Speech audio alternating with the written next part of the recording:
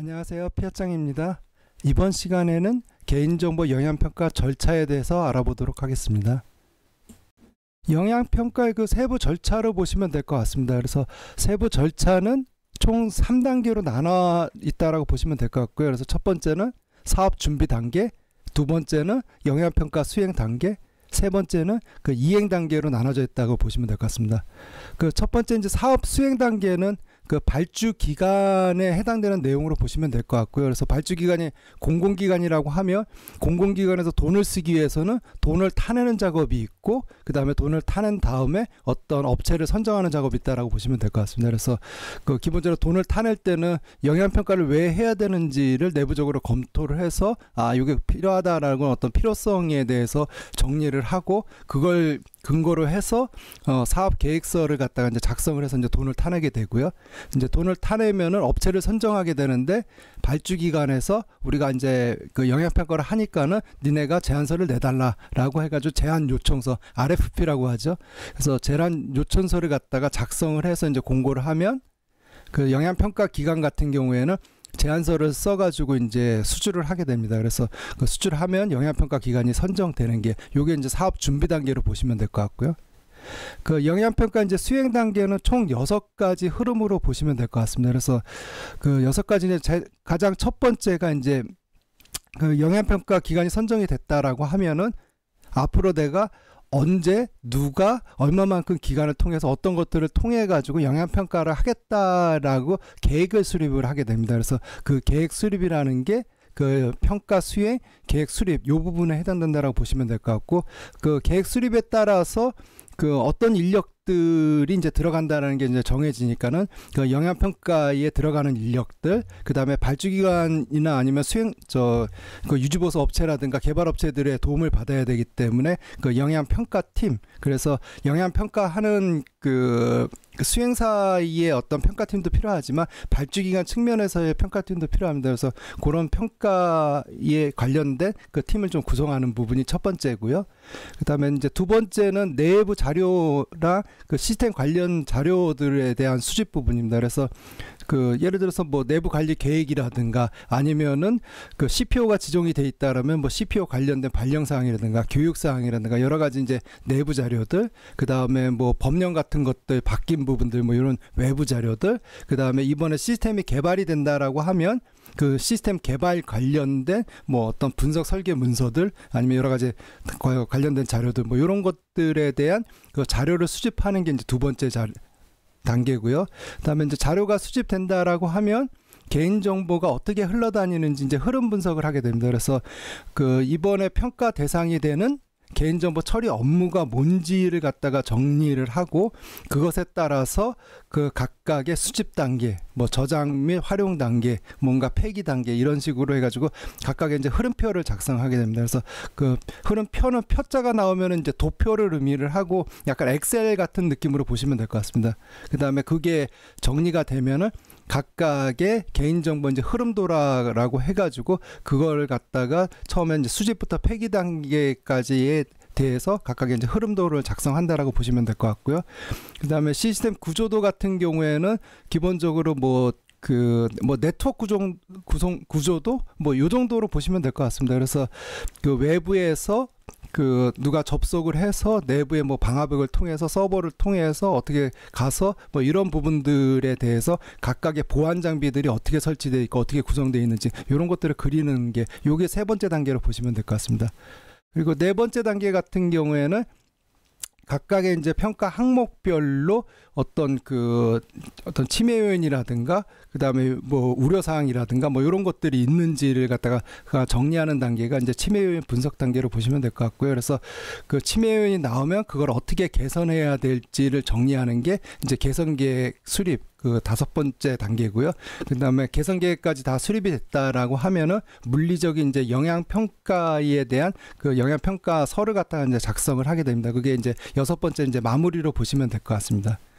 여기까지 끝나면 이제 그 다음에는 이제 마지막으로 이제 이행 단계입니다. 그래서 그 개선 계획이 이 어떤 그 일자별로 뭐 단기간 아니면 중장기로 이제 수립이 됐다라고 하면 그 수립된 거 기반으로 반영이 잘 돼 있는지를 갖다가 뭐 테스팅을 해본다든가 하는 것들을 이제 점검을 하고, 그 다음에 마지막으로 이제 개선이 다 완료가 됐다라고 하면 그 부분에서 개선 사항에 대한 이행 확인에 대한 확인 보고서를 작성을 하게 됩니다. 그래서 그것까지 작성되면은 이제 전체적인 영향 평가가 마무리된다. 요렇게 좀 보시면 좋을 것 같습니다.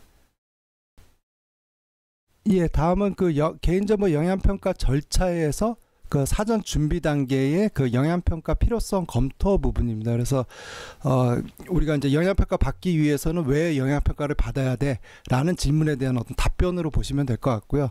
그래서 개인정보 파일에 대한 그 운영체의 변경 부분이 발생할 때 이제 영향평가를 하게 돼 있는데, 그러면 우리가 지금 이번에 시스템을 뭔가를 어떤 개선하거나 개비하는 뭐 이런 것들에서 그 운영체제 변경이 일어나는지 이런 부분들을 좀 파악하는 단계로 보시면 될 것 같습니다. 그래서 그 앞에 나와 있는 여러 가지 예시들이 있는데 예시 자체를 한번 정도 다 읽어보시는 게 좋은데, 그 어떤 관점에서 보시면 좋냐면은 그 지금 보이시는 화면에 보시는 표 중에 오른편에 어떤 위험 요소가 있을까, 요 부분에서 좀 집중해서 좀 보시면은 그 왼쪽의 운영체제 변경이 좀 이해되실 수 있다라고 보시면 될 것 같고요.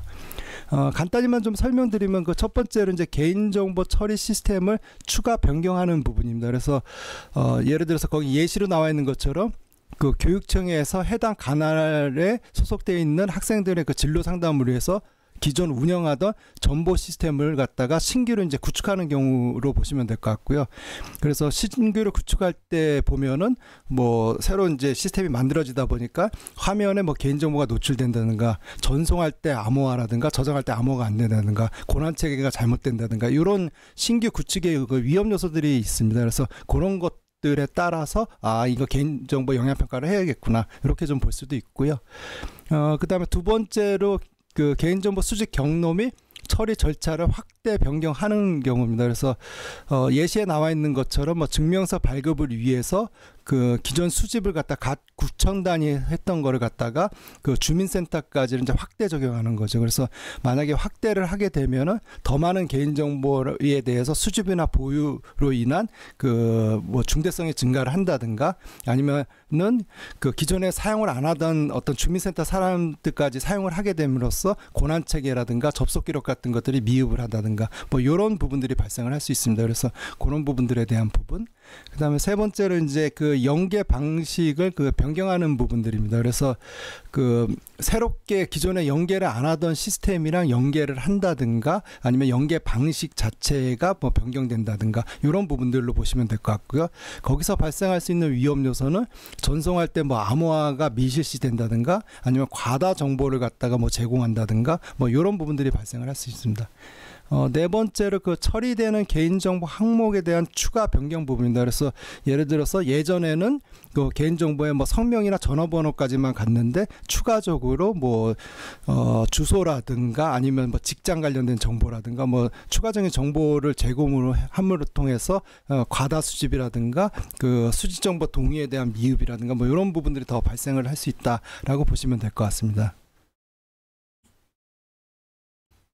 예, 운영체계 그 변경에 대한 이제 추가적인 부분으로 보시면 될 것 같고요. 그래서 그 5가지 이제 추가적인 정보들이 있는데, 그 첫 번째는 그 시스템 상의 그 중대한 변화 부분입니다. 그래서 기존에 는 뭐 시스템이라든가 신기술 같은 것들이 없어서 뭐 수집 안 되는 정보들이 그 신기술을 통해 가지고 개인이 뭐 접속한 로그라든가 이거를 활용해 가지고 뭘 한다든가 뭐 이런 것들로 그 추가적인 정보를 갖다 수집을 하게 된다든가 뭐 이런 부분들입니다. 그래서 그런 것들을 할 때 위험 요소. 그다음에 두 번째로 개인정보 DB에 대한 그 중대한 변화 부분입니다. 그래서 개인정보 DB에 대해서 뭐 접근 관리를 A라는 뭐 솔루션이라든가 A라는 방식으로 관리를 했는데, 그게 이제 B라는 솔루션이라 B라는 방식으로 관리를 해가지고 보안 체계가 뭐 변경이 된다든가 뭐 이런 것들에 대해서 어떤 접근제에 대한 미흡, 이런 것들이 발생할 수 있어서 그런 부분들이고요.